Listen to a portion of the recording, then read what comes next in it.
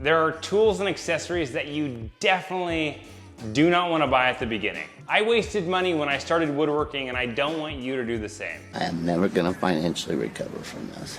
But there are other tools that would have made my life a lot easier if I got them earlier. I bought some tools that I definitely didn't need, but I bought them because I heard you needed them to be a woodworker. With that being said, everything I'm going to mention in this video that did not work for me, you might actually use eventually. I would just caution you to not buy anything until you need it for a project. I would consider myself average in many ways, but especially as a hobbyist woodworker. I've made everything from bottle openers to dog bowls to signs to shop furniture, and actually some pretty nice furniture for my house. So just because a lot of these tools did not work for me and I have no use for them, they may work for you.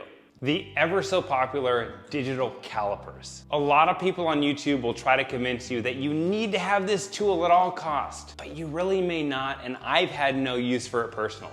This tool is great for showing you the thickness and width of your lumber and the diameter of dowels. It also tells you the exact size of your mortise and your tenons. The only issue is I personally rarely use traditional mortise and tenon joinery.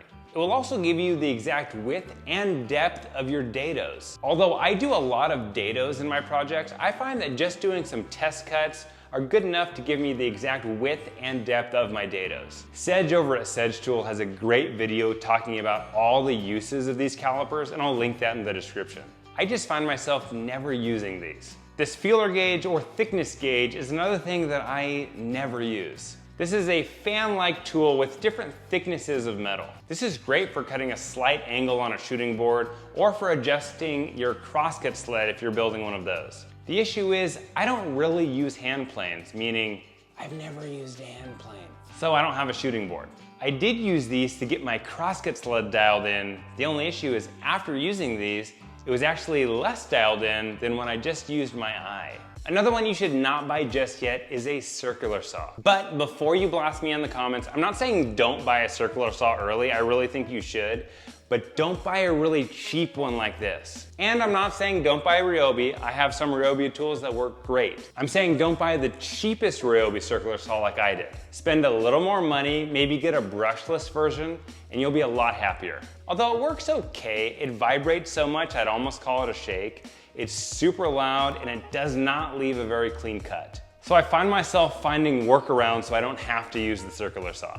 I bought this digital angle finder a while ago to make sure that the angle on my table saw blade was perfect. And I would use it most of the time to make sure that I had a 45-degree angle on miters and bevels. I even have a video out there showing people how to use it because I was really excited when I bought it. Again, another item someone on YouTube told me I had to buy. And I'm glad I did because I could try it out. But I found I didn't save any time because I still had to make multiple test cuts because I didn't quite trust this and it didn't seem to be perfectly spot on. So I just used the markings on my table saw to put it at 45 degrees, and after a couple test cuts, I got the perfect fit. Now for tools and accessories I really think you should buy, don't even buy them yet. Wait till you actually need them for a couple projects and then get them. I don't know what you build, so just because they work great for me and what I build, they may not be as beneficial to you.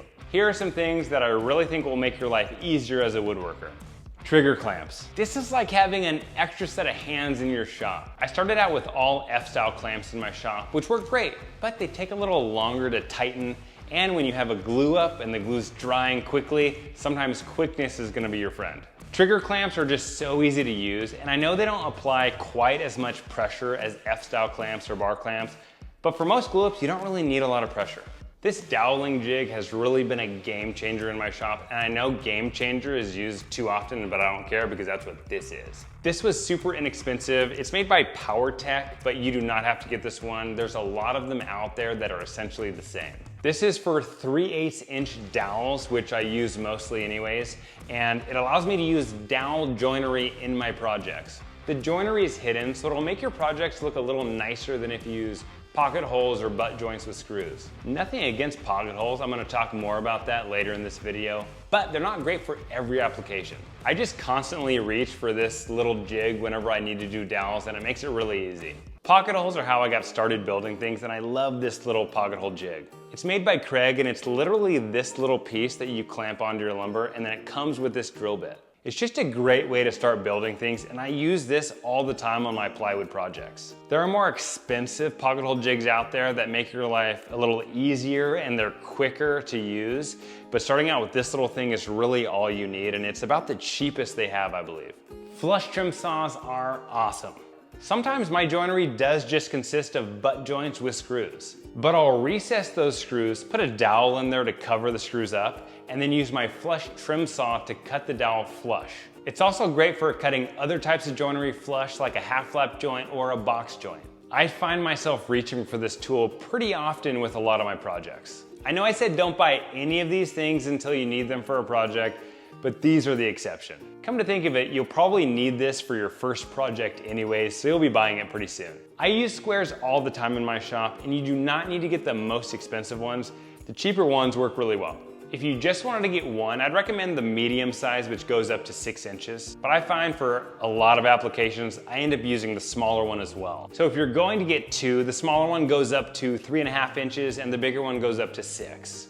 And I don't have a giant one. I find that the smaller and the medium one work great for everything I build. It's not the size of the tool, it's how you use it.